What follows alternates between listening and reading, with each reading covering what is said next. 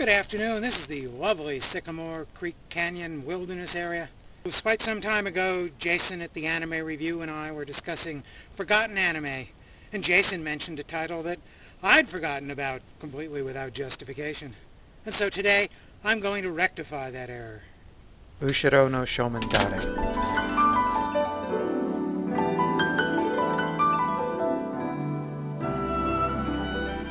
Ushiro no Shomandare is a 1991 animated theatrical movie based on the childhood recollections of Kayako Ebina. It's sometimes called Kayako's Diary. The story begins in 1940 Tokyo, where Kayako is a little girl celebrating her birthday, her 6th I think. She lives with her parents, 3 older brothers, and a maternal grandmother. The family is celebrating with a special dinner treat, sukiyaki. For the first half of the film, we just follow Kayako's rather everyday life. She's friendly and generally happy, skipping rope and playing games with her friends.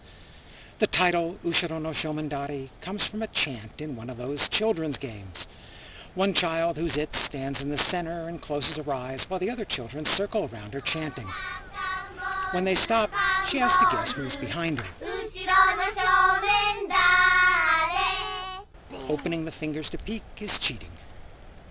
At least in Japanese, there's some ambiguity for the translation of either who's behind me or who's left behind.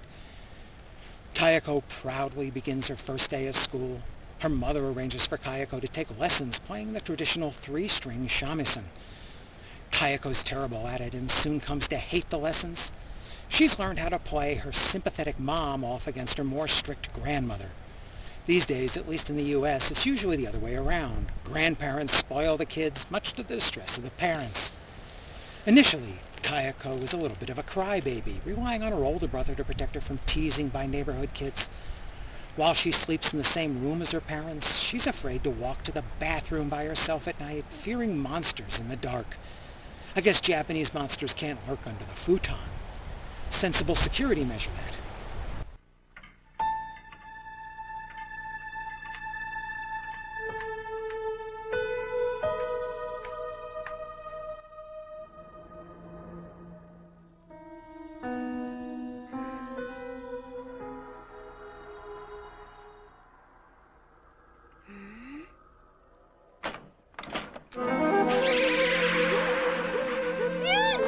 Kayako's mother begins the movie pregnant, so Kayako soon has a baby sister to care for too. This responsibility gradually matures her, despite a few missteps and moments of sheer panic along the way.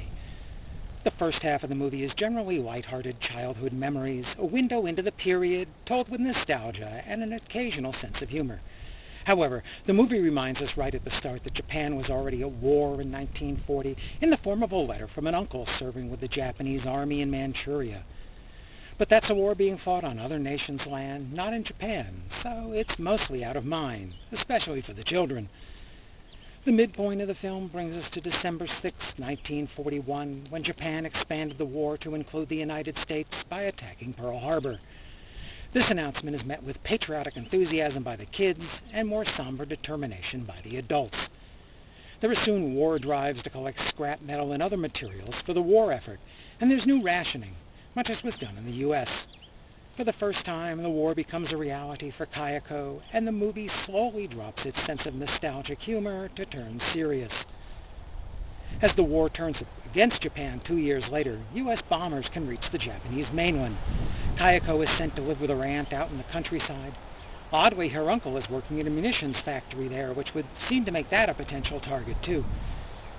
One night, the radio reports that Tokyo has been bombed, and some villagers, including Kayako, climb a hill to get a look at the ominous reddish glow to the south.